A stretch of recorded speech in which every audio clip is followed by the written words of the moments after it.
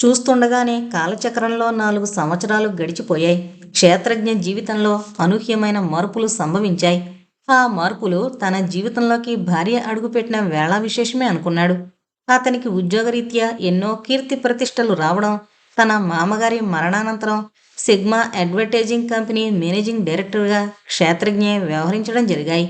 ఉన్నట్టుండి అతడికి ఆఫీస్ పని నిమిత్తం మద్రాసుకి వెళ్లాల్సొచ్చింది. అక్కడే అతడికి ఆ సంఘటన ఎదురవుతుందని అనుకోలేదు. మద్రాసులో సులభంగానే అతని ముఖ్యమైన పనేదో అయ్యాక క్షేత్రజ్ఞ తన ఫ్రెండ్ని కలిసి పిచ్చాపాటి కబుర్లు చెప్పుకున్నారు. ఉన్నట్టుండి అతను తన రిస్ట్ వాచి వంక చూసి, ఓ గాడ్, ఇంకా 10 నిమిషాల్లో మంచి ప్రోగ్రాంకి అటెండ్ అవ్వబోతున్నాం, ఆత్రంగా ఆనందంగా అన్నాడతను. సారీరా, ఈ వాల్టికి 15 రోజులైంది. పాపం అక్కడ మా ఆవిడ ఎలా ఉందో ఏంటో, పైగా ఈ రాత్రికే నా ప్రయాణం రానన్నట్టుగా చెప్పాడు క్షేత్రజ్ఞ. లేదు లేదు, నేను ఒప్పుకోను. ఆ ప్రోగ్రాం ది గ్రేట్ సింగర్ అతను చెప్పబోతుంటే క్షేత్రజ్ఞ అడ్డు తగులుతూ, నాకు ఇంట్రెస్ట్ లేదురా అన్నాడు.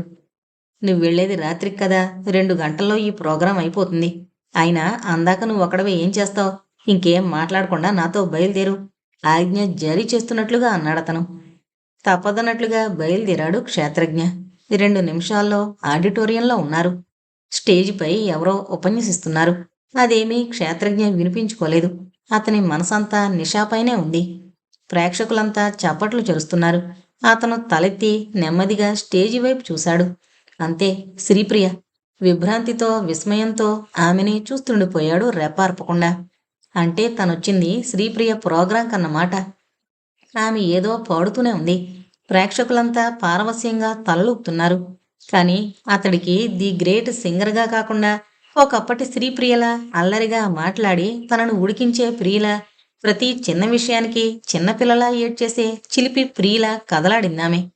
మళ్ళీ ఆడిటోరియం అంతా కరతాళ ధ్వనులతో ప్రతిధ్వనించింది. ప్రోగ్రాం అయిపోయాక అంతా వెళుతున్నారు. సరిగ్గా అప్పుడే ఒక వ్యక్తి క్షేత్రజ్ఞ దగ్గరకొచ్చి, సార్, మిమ్మల్ని మేడం రమ్మంటున్నారు చెప్పి వెళ్ళాడతను. క్షేత్రజ్ఞ ఏమీ ఆలోచించలేదు. అతడినే అనుసరిస్తూ వెళ్ళాడు. ఎదురుగా శ్రీప్రియ నమ్మలేనట్టుగా చూస్తోంది తన వైపు. శ్రీ అన్నాడతను ఆత్మీయంగా. ఒక్క ఉదుటున ఆమె అతన్ని కౌగిలించుకోబోయింది. కానీ అతడు వెంటనే పక్కకి తప్పుకున్నాడు. ఆమె ఒకే ఒక్క నవ్వు నవ్వింది. ఆ నవ్వు నిండా ఒక ఆవేదన నిండుంది. నువ్వసలు మారలేదు క్షేత్ర, నెమ్మదిగా అంది ప్రియ. నిజమే, నువ్వు మారలేదు, నేను మారలేదు. కానీ మనిద్దరి మధ్య ఉన్న చొరవ మాత్రం మారిపోయింది, ఒకలాంటి గంభీరంగా అన్నాడతను. ఎందుకు? ఎదురు ప్రశ్న వేసింది శ్రీప్రియ. ఎందుకంటే నేనిప్పుడు వేరొకరి భర్తని అని ఆమెను నిశితంగా పరిశీలించి, నువ్వు పెళ్లి కావలసిన అమ్మాయివి ముక్తసరిగా అన్నాడతను. ఆమెకి కన్నీళ్లు దూకేలా ఉన్నాయి. అప్పటికే ఆటోగ్రాఫ్లంటూ ఆమె అభిమానులంతా పోగయ్యారు. ఏమీ మాట్లాడకుండా అతను వెనుతిరగబోయాడు. క్షేత్రజ్ఞ పిలిచింది ప్రియ. ఏంటన్నట్టు ప్రశ్నార్థకంగా చూశాడతను. ఇదిగో నా విజిటింగ్ కార్డ్, ఒకసారి వీలు చూసుకుని. విజిటింగ్ కార్డు అతనికి అందిస్తూ అంది. అది తీసుకుని వస్తాను అంటూ వెళ్ళిపోయాడు. క్షేత్రజ్ఞ వెళ్ళిన వైపే చూస్తూ నిలబడిపోయింది శ్రీప్రియ. మళ్ళీ అభిమానుల పిలుపుతో ఈ లోకానికొచ్చింది. గాలికి గుడిగంటలు చేసే శబ్దానికి గతంలో నుండి వర్తమానంలోకొచ్చాడతను. ఏం చెయ్యాలో ఎటూ పాల్పోని స్థితిలో ఉన్నాడు. గాలి చేసే రివ్వుమన్న శబ్దం సన్నగా వినిపిస్తోంది. ఈ గాలి చేసే శబ్దంలాగే తన మనసుకు కూడా నోరుంటే ఎంత ప్రళయంగా గర్జించేదో. ఏదో నిర్ణయం తీసుకోబోతున్న వాడిలా లేచి నుంచున్నాడు క్షేత్రజ్ఞ. చుట్టూ కలి చూశాడు. అక్కడంతా చీకటిగా ఉన్నాగాని ఏదో చెయ్యాలన్న జిజ్ఞాస అతడికి వెలుగులా అగుపించింది. అతడేమీ ఆలోచించక కదిలాడు. ఆ దిశనున్నది మద్రాస్. ఏ జన్మనాటి బంధమో ఈ జన్మలో ప్రేమానుబంధమై మరవనంటున్న స్మృతుల కుసుమాలు సుడిగాలికి ఒక్కొక్కటి రాలుతున్నట్లుగా ఒక్కో జ్ఞాపకం కరిగి కన్నీటి బిందువై కను కొలుకుల్లో నుండి జాలువారుతున్నాయి. ప్రేమ ఒక జీవితకాలానికి సరిపడా బాధని మిగులుస్తోందన్న మాట మాత్రం నిజం. శ్రీప్రియ మదిలో ఆలోచనలు అస్తవ్యస్తంగా పేరుకుపోతున్నాయి. మార్పు, క్షేత్రజ్ఞలో ఎంతటి మార్పు! ఇంత ఇదిగా మనిషిలో మార్పు వస్తుందని తనెప్పుడూ ఊహించలేదు. అతనెందుకిలా మారిపోయాడు? అది కాలం వల్ల కలిగిన మార్పా? ఉహుం, కాదు. అలా అనుకుంటే మరి తనెందుకు మారిపోలేదు? అతడికి పెళ్ళయిందన్న విషయం తెలిసి కూడా తను ఎందుకిలా ఇంకా ప్రేమను పెంచుకుంటోంది? ఒకప్పుడు తను 2 రోజులు కనిపించకపోయేసరికి అల్లాడిపోయే క్షేత్రజ్ఞ ఈనాడిలా 4 సంవత్సరాల తర్వాత కలుసుకున్నాం. అది అనుకోకుండా. ఇన్నాళ్ళకి చూసి కూడా అతడు ఏమాత్రం చలించలేదు. అతడు కనిపించకపోయినా బావుణ్ణు. కనిపించాడన్న అనుభూతి కూడా లేకుండా ఇలా బాధపడ్డం ఎంతవరకు సమంజసం?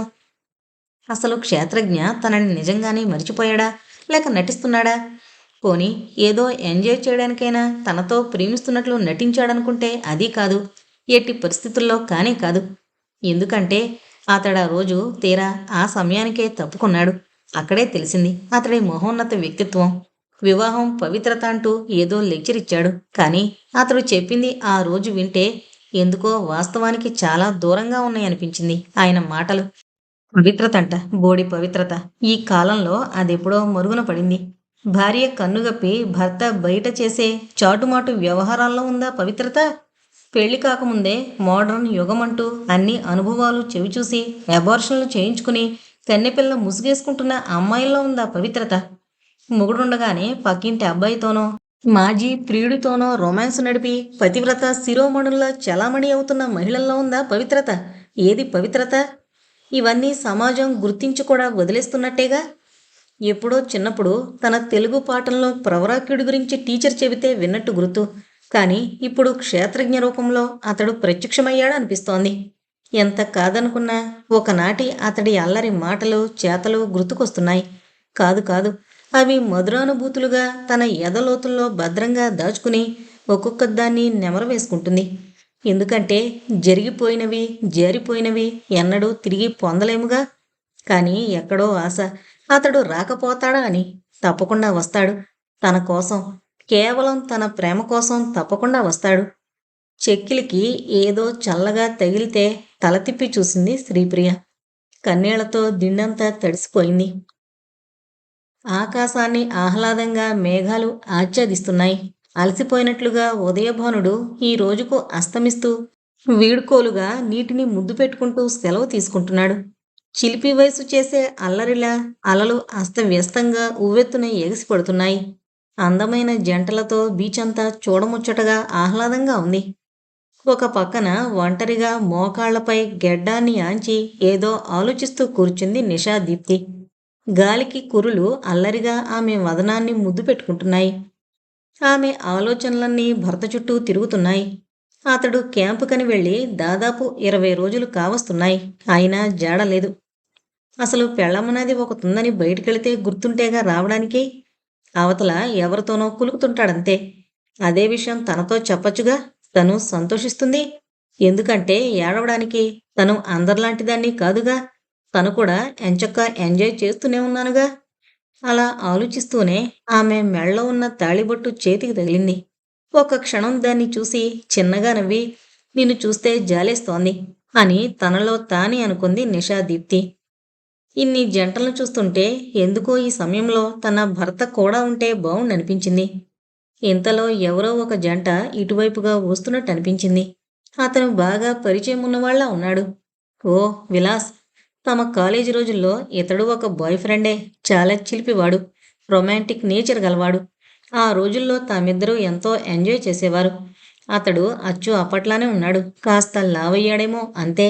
మరి పక్కన ఆవిడెవరు? ఆమె భుజాల చుట్టూ చెయ్యేసి ఏదో చెప్పాడు. ఆమె గలగలా నవ్వేస్తోంది. కొంపదీసి పెళ్ళామా లేకింకో గర్ల్ ఫ్రెండా? ఏదైతేనేం చాలా రోజులకి కనిపించాడు. అలాగే ఇందాకట్నుంచి తనకి ఒంటరిగా ఉండి బోర్ కొడుతోంది. వెళ్ళి పలకరిస్తే పోలే. అంతే. నిషా ఒక్క ఉదుటున లేచి ఆ జంట వైపు నడవసాగింది. అతడి దగ్గరగా వచ్చి, hi Vilas, how are you? గుర్తుపట్టావా? ఏంటి మీ ఆవిడ? చొరవగా అతడి చెయ్యి పట్టుకుని ఆత్రంగా అడిగింది నిషా. ఆ సమయంలో అతడు అయోమయంలో పడి అతడి భార్య వంక చూశాడు. ఇందాకటి నవ్వు ఛాయలు ఆమె వదనంలో మాయమయ్యాయి.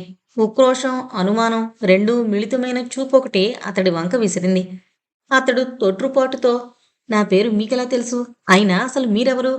అదే అయోమయం నటిస్తూ అన్నాడతను. You naughty. అబద్ధాలాడ్డం ఇంకా మానలేదన్నమాట. అయినా అప్పుడే మన కాలేజీ రోజుల్ని మరిచిపోయావంటే నేను నమ్మను.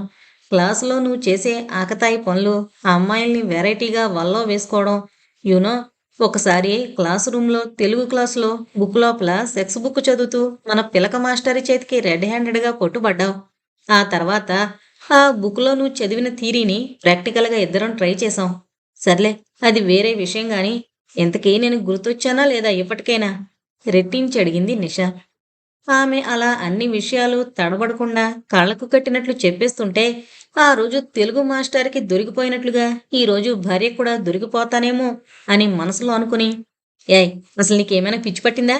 నువ్వెవరో నాకు తెలియదంటుంటే ఎందుకలా ఇష్టం వచ్చినట్టు వాగుతావు? ఒళ్ళు దగ్గర పెట్టుకుని మాట్లాడు, జాగ్రత్త.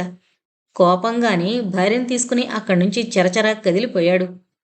అవమానం, రోషం, కోపం అన్నీ ఓ కుమ్మడిగా ఆమెలో ఆవహించాయి. రై రాస్కెల్, పెళ్ళం పక్కనుంటే ఎలాంటి అబద్ధాలైనా ఆడగల నైజంరా నీది.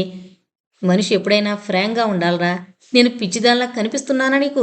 ఒకప్పుడు నా అందానికి దాసోహమంటూ పిచ్చుకోకలా నా వెంట పడ్డావు. దాదాపుగా అరిచినట్టుగా ఆవేశంతో రొప్పుతూ ఉన్మాదిలా అంది. ఆ అరుపులకి కొంత జనం ఆమె వైపు ఆగాగి చూస్తున్నారు. ఒక్క క్షణం నిషా అందరి వంక చూసి తనని తాను కంట్రోల్ చేసుకుంటూ మౌనంగా వెళ్ళిపోసాగింది. దిగులు, ఒంటరితనం ఇవి రెండూ తోడైతే వాటిని జయించడం కష్టం. మొదటిది ఆలోచనలను, అనుబంధాలను అణిచివేస్తే, రెండోదేమో ఆత్మీయత కోసం పెనుగులాడుతూ కాలంతో పోటీ పడుతోంది. అతడు ఎంత పెద్దవాడైనా సరే, సరైన ఆత్మీయత, ప్రేమానురాగాలు లభించకపోతే చిన్న బాబు కిందే లెక్క. ప్రస్తుతం క్షేత్రజ్ఞ పరిస్థితి అలాగే ఉంది. తన జీవితంలో పాలుపంచుకున్న సహధర్మచారిని తనకి విలువనీయక దూరం చేసుకుంది. శ్రీప్రియ ఆచూకీ కోసం తిరిగి మద్రాస్ వెళ్లి ఆమె సింగింగ్ ప్రోగ్రాం ఇచ్చిన లలిత కళాభారతి మేనేజ్మెంట్ని కనుక్కుంటే వారికి సరిగ్గా తెలియదన్నారు. ఆ రోజేమో మూర్ఖంగా విజిటింగ్ కార్డ్ని చింపేశాడు. ఇప్పుడేమో బాధపడుతున్నాడు. తన ఎదలో బడబాగ్ని రగులుతోంది. దాన్ని ఆర్పడానికి కావలసింది ఒక్క ఆత్మీయులు మాత్రమే. ఒక చల్లని ఒడిలో తలవాల్చి తన బాధనంతా అర్థం చేసుకుని ఓదార్చే ఆత్మీయత కావాలి. ఏం కావాలి సార్? ఒక చిన్న కుర్రాడు చెడిగాడు. అది ఒక చిన్న కొట్టు. చూస్తుంటే అది చాలా పల్లెలా ఉంది. టీ బదులిచ్చాడు క్షేత్రజ్ఞ. శ్రీప్రియ అడ్రస్ ఎలా కనుక్కోవాలో తెలియక సతమతమవుతున్నాడు క్షేత్రజ్ఞ. పరధ్యానంగా కళ్ళు మూసుకున్నాడు. రేడియోలో ఏదో చెబుతున్నారు. అదేమీ అంతగా వినిపించుకోలేదు తను. కానీ శ్రీప్రియ అన్న మాట మాత్రం వినిపించింది అతనికి. అంతే, కళ్ళు తెరిచి అక్కడున్న రేడియో వైపు పరిగెత్తాడు ఆత్రంగా. తీయని కంఠస్వరంతో లలిత గీతం పాట వినిపిస్తోంది. అతడు ఉత్సుకతతో వినసాగాడు. అంటే అది ఆ పాట శ్రీప్రియదే అన్నమాట. ఇందులో ఏమాత్రం సందేహం లేదు. అంతే, ఒక కడలి తరంగం ఆనందంతో నింగిని తాకినట్టుగా, ఒక చిన్న గుడ్డి దీపం కొండకంతటికీ వెలుగునిచ్చినట్టుగా అతడి ఆనందానికి ఆ సమయంలో హద్దే లేదు. వెతుకుతున్న తీగ కాలికే తగిలినట్లుగా ఆమె ఆచూకీ తెలుసుకోవడానికే ఒక ఆధారం దొరికింది అతనికి. ఇక ఏమాత్రం ఆలస్యం చేయలేదతను. వెంటనే బయలుదేరబోతుండగా, సార్ టీ. ఇందాకటి కుర్రాడు వినయంగా టీ తెచ్చాడు. క్షేత్రజ్ఞ నవ్వుతూ తన జేబులో నుండి ఒక 50 రూపాయల నోటు తీసి ఆ కుర్రాడి చేతిలో ఉంచాడు. సార్ ఇన్ని అని అయోమయంగా అతడేదో చెప్పబోయాడు. పర్వాలేదు, ఉంచు అంటూ అదే చిరునవ్వుతో రేడియో స్టేషన్కి బయలుదేరాడు క్షేత్రజ్ఞ. ఆ కుర్రాడు మాత్రం ఒక అద్భుతాన్ని చూస్తున్నట్లుగా కొయ్యబారిపోయాడు. 5 నిమిషాల క్రితం ఏదో పోగొట్టుకున్నవాడిలా దిగులుగా ఉండి మళ్ళీ అంతలోనే ఇలా సంతోషంగా చిందులు తొక్కుతూ బయటికి వెళ్ళిపోయాడేంటబ్బా అని మనసులో అనుకున్నాడా కుర్రాడు. సాయంత్రం 6 గంటలు. ఆ కాలనీ అంతా చాలా నిశ్శబ్దంగా ఉంది. చూస్తుంటే అది పోష్ కాలనీలానే ఉంది. బ్లాక్ గేట్ ఉన్న ఇంటి ముందు ఆగింది ఆటో. అందులో నుండి దిగాడు క్షేత్రజ్ఞ. చుట్టూ కలిగి చూశాడు. అంతా చాలా ప్రశాంతంగా ఉంది. ఏదో తెలియని ఉద్విగ్నత. మెల్లగా అడుగులేస్తూ గేటు తీసి ఇంటి ఆవరణలోకి ప్రవేశించాడు క్షేత్రజ్ఞ. ఇరువైపులా క్రోటన్ మొక్కలు రకరకాలుగా ఉన్నాయి. ఇల్లు చిన్నగా కనిపిస్తున్నా చాలా ఆకర్షణీయంగా అగుపిస్తోంది. మనసులో దేవుణ్ణి ప్రార్థించుకుని కాలింగ్ బెల్ నొక్కాడు క్షేత్రజ్ఞ. 2 నిమిషాల తర్వాత తలుపు తెరుచుకుంది. ఆమెను చూడగానే నిరాశ, నిస్పృహ, నిస్సత్తువ అన్నీ కలిసి ఓ కుమ్మడిగా అతన్ని ఆవహించాయి. ఎంతో కష్టపడి రేడియో స్టేషన్కి వెళ్ళి ప్రియ ఆచూకీ తెలుసుకునొచ్చాడు. కానీ ఇప్పుడు జరిగిందేమిటి? దాదాపుగా 40 దాటిన ఒక ఆవిడ తనకెదురుగా ఆ ఇంట్లో ప్రత్యక్షమైంది. హౌస్ నెంబర్ చూశాడు. కరెక్టే ఉంది. ఎవరు కావాలయ్యా? తెలంగాణ యాసతో ఓ కళ అందావిడ. శ్రీప్రియ అని సింగర్. చెప్పొద్దు అనుకుంటూనే నిరాసక్తిగా చెప్పాడు క్షేత్రజ్ఞ. ఆ, ఇదే ఇల్లండయ్యా, రండి అంటూ లోపలికి రానిచ్చింది. ఇంట్లోకి అడుగు పెట్టగానే ఒకలాంటి తృప్తి మనసునంతా చుట్టేసింది. హాల్ అంతా చాలా నీట్గా ఉంది. ఎదురుగా శర్మగారి ఫోటో, పూర్ణమ్మల ఫోటోలకి పూలమాలలు వేసున్నాయి. అతడి మనసు కాస్త బాధకి లోనయింది. అంటే అంటే ఇప్పుడు ప్రియ ఒంటరిదైపోయిందన్నమాట. వాల్కి ఒక గ్రీటింగ్ లామినేషన్ ఫ్రేము కనబడింది. దాన్ని చూడగానే అతడి కళ్ళల్లో ఆనందం తాలూకా సన్నటి నీటి తెర. ఎందుకంటే 5 సంవత్సరాల క్రితం ప్రియ బర్త్డేకి తనిచ్చిన గ్రీటింగ్ కార్డ్ అది. ఎంత భద్రంగా దాచింది. నిజంగా తనెంత అదృష్టవంతుడు. తనింకా ప్రియచే ప్రేమించబడ్డం ఒక అద్భుతం. అట్టా కూర్చోండి బాబు, ఆవిడ క్షేత్రజ్ఞతో అంది సోఫాని చూపిస్తూ. శ్రీప్రియ లేదా? అసహనంగా కూర్చుంటూ అడిగాడు. ఆ అమ్మాయిగారు స్నానం చేస్తున్నారండి చెప్పింది. అమ్మయ్య అంటూ తేలిగ్గా ఊపిరి పీల్చుకున్నాడు. మొత్తానికి కరెక్ట్ అడ్రస్కే వచ్చాడు. తనని చూసి ఎలా ఫీల్ అవుతుందో, అసలు మాట్లాడుతుందో లేదో. ఎందుకంటే మొన్న ప్రోగ్రాంకి వెళ్ళినప్పుడు తను చాలా తలబిరుసుగా బిహేవ్ చేశాడు. ఇంతలో రంగమ్మ, ఎవరొచ్చారు అంటూ హాల్లోకి వచ్చింది శ్రీప్రియ. అంతే. తను చూస్తోంది కలో నిజమో లేక అద్భుతమో అర్థం కాలేదామెకి. ఆమెని చూడగానే అతడి కళ్ళల్లో కోటి తారల కాంతి ఉట్టిపడుతోంది. తలంటు పోసుకున్న ఆమె కురులను అలాగే వదిలేసింది.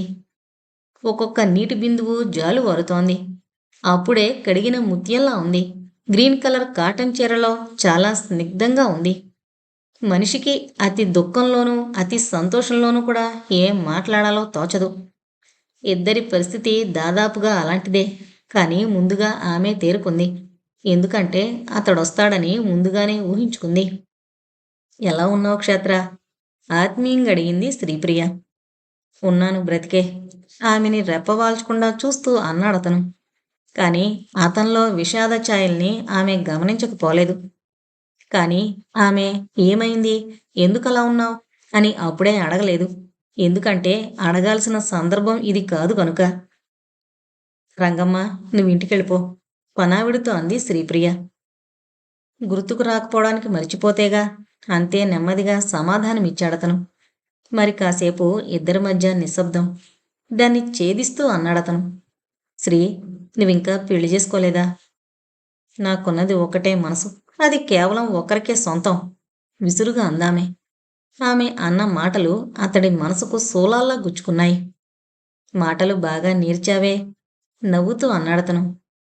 చేతలు కాదుగా అతనికి తీసిపోని చిరునవ్వుతోనే ఆమె అంది. నిజం చెప్పు శ్రీ, ఎందుకు చేసుకోలేదు? మళ్ళీ అదే ప్రశ్నను సౌమ్యంగా అడిగాడు క్షేత్రజ్ఞ. ఏమని చెప్పను? ఆ రోజు కనీసం ముందుగానైనా నీ పెళ్లి విషయం నాతో చెప్పి రాలేదని ఇన్నాళ్ళు బాధపడుతూ కూర్చున్నానని చెప్పనా? లేక నీపై ఆశలు ప్రేమని పెంచుకుని చివరకు నీ కట్టుబాట్ల పేరుతో నా మనసును కట్టేసుకుని పడుతున్న యాతన చెప్పనా? నీకు పెళ్ళైందని తెలిసి కూడా ఇంకా నిన్నే పిచ్చిగా ఆరాధిస్తున్నానని చెప్పనా? లేక మొన్న మద్రాసులో నువ్వు చేసిన హితబోధని నెమరు వేసుకుంటూ ఏడవలేక నవ్వుతున్నానని చెప్పనా? ఆవేశంగా రొప్పుతూ అంది శ్రీప్రియ. అప్రయత్నంగానే కన్నీళ్లు రాలుతున్నాయి. అతడు అవాక్కైపోయాడు. తన వల్ల ఆమె ఇంతకాలం ఎంత క్షోభని అనుభవించిందో అర్థమయ్యేసరికి ఇంతకాలం పట్టింది. తనని ఇంతగా ఆరాధిస్తున్న ఆమెకి తనేమిచ్చాడు? ఏమీ ఇవ్వకపోగా జీవితకాలం సరిపడా మనోవేదన్ని మిగిల్చాడు. ఆమెని దగ్గరకు తీసుకుని ఆమె నుదుటిపై చుంబించి ఆమె కళ్ళల్లోకి సూటిగా చూస్తూ అన్నాడు. ఏ ముద్దు, ఇప్పుడు నేనొచ్చేశానుగా, ఇంకెందుకు బాధ లాలనగా అన్నాడు. చాలు క్షేత్ర, ఈ ఒక్క మాట చాలు. మరు జన్మలో కూడా నీకోసం నిరీక్షిస్తాను అతడి కౌగిలిలో ఒదిగిపోతూ ఏడుస్తూనే అంది ప్రియ. సర్లే, ఎంతకాలం నిరీక్షించింది చాలు. ఇక మీదట నీకు అవసరం లేదులే. ఎందుకంటే ఇక మీదట నువ్వెప్పుడూ నాతోనే ఉంటావు శాశ్వతంగా నిజాయితీగా అన్నాడతను నిర్ణయం తీసుకున్నట్టుగా. అతడు అన్నదేమిటో ఆమెకు అర్థం కావడానికి 2 నిమిషాల సమయం పట్టింది. అంటే అంటే తను విన్నది నమ్మలేనట్టుగా సంశయంగా అయోమయంగా అంది. అవునుగాని శ్రీ, పూజగదెక్కడా ప్రశ్నించాడు క్షేత్రజ్ఞ. ఈ సందర్భంలో పూజగదితో ఏం పనో అర్థం కాలేదు ప్రియకి. చూపించింది. ఎందుకు? అర్థం కానట్లు అడిగింది. ముందు నువ్వురా చెప్తాను అంటూ దేవుడి విగ్రహాల ముందు కూర్చున్నారు. అప్పుడతను, పవిత్రమైన పూజ గదిలో దైవ ప్రమాణంగా చెబుతున్నాను. ఇక మీదట నువ్వు నేననే మనం ఒకటిగా ఉండబోతున్నాం. పంచపాళీలో ఉన్న కుంకుమని సింధూరంగా ఆమె నుదుటిపై పెట్టాడు. అసలు జరుగుతున్నదేమిటో ఆమెకి ఏమాత్రం బోధపడ్డం లేదు. అంతా ఒక అద్భుతంలా జరిగిపోతోంది. క్షేత్ర, వణుకుతున్న స్వరంతో అంది ప్రియ. అవును శ్రీ, అసలు ఆ పని 4 ఏళ్ల క్రితమే నేను చెయ్యాల్సింది. చాలా ఆలస్యంగా జీవితం నేర్పిన పాఠాల్ని అవగాహన చేసుకున్నాను. అనుభవం మీద తెలిసొచ్చింది. నన్ను ప్రేమించిన నిన్ను దూరం చేసుకుని నేను ఏం కోల్పోయానో తెలుసుకునేసరికి ఇదిగో ఇలా అయ్యాను. ఆవేదనగా అన్నాడు క్షేత్రజ్ఞ. ఆమెకి కావలసిందదే. ఎన్నటికైనా అతను తనవాడుగానే ఉండాలి. ఏది ఏమైనా సరే తను కోరుకున్నదే జరిగింది. అయినా అసలెందుకిలా మాట్లాడుతున్నాడో అడగాలని అడిగింది ప్రియ. మీ ఆవిడ ఇంకా మాట్లాడలేక ఆగిపోయింది. ఆవిడికి ఇప్పుడు నేను అవసరం లేదు గంభీరంగా అన్నాడు. ఎందుకో అలా అంటున్నప్పుడు అతని గొంతులో ఒకలాంటి కర్కసత్వం ధ్వనించింది. ఎంత అంటే అసలామె ఇంతవరకు అతనిలో చూడలేదా కోపం.